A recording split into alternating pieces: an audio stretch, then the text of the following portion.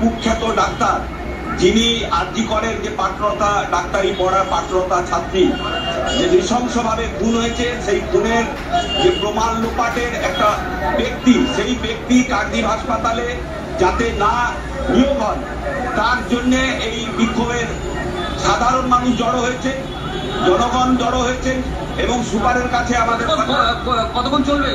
চলবে যতক্ষণ না সুপার সদুত্তর দিচ্ছেন যে বিরূপাক্ষ বিশ্বাস।